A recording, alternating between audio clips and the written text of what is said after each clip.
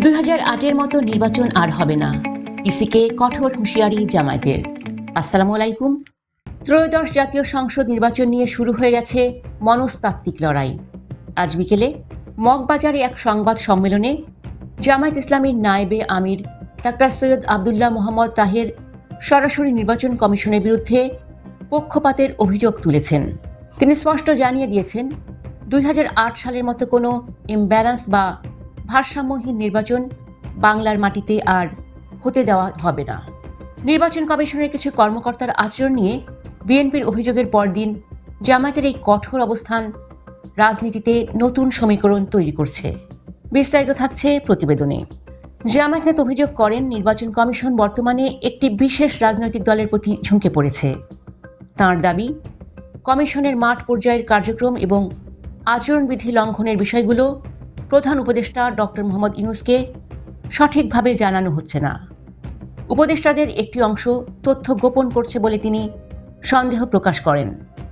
Doctor Taher হুঁশিয়ারি দিয়ে বলেন, যদি প্রধান উপদেষ্টা এখনই এর প্রতিকার না করেন তবে জামায়াত শক্তিশালী পদক্ষেপ নিতে বাধ্য হবে। 2008 সালে যে অসম নির্বাচনের মাধ্যমে আওয়ামী লীগের জয় হয়েছিল, সেই ইতিহাসের পুনরাবৃত্তি রুখে দেওয়ার ঘোষণা দেন তিনি।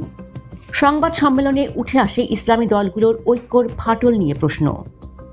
সম্প্রতি চরমোনাই পীরের দল ইসলামী আন্দোলন বাংলাদেশ জামায়াতের জোট ছেড়ে বের হয়ে যাওয়ায় জনমনে প্রশ্ন উঠছে, ইসলামী ভোট কি ভাগ হয়ে যাবে?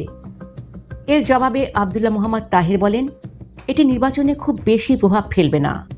তাঁর দাবি, এদেশের ইসলামপন্থীরা পরিবর্তনের পক্ষে মনস্থির করেছেন।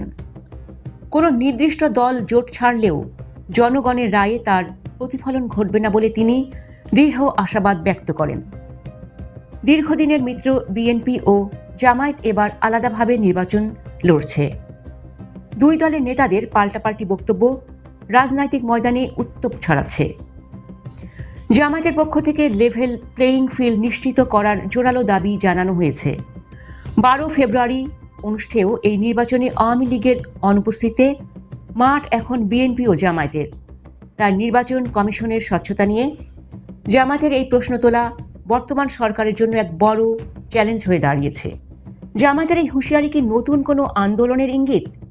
নির্বাচন কমিশন কি সত্যিই কোনো বিশেষ দলের প্রতি পক্ষপাত করছে?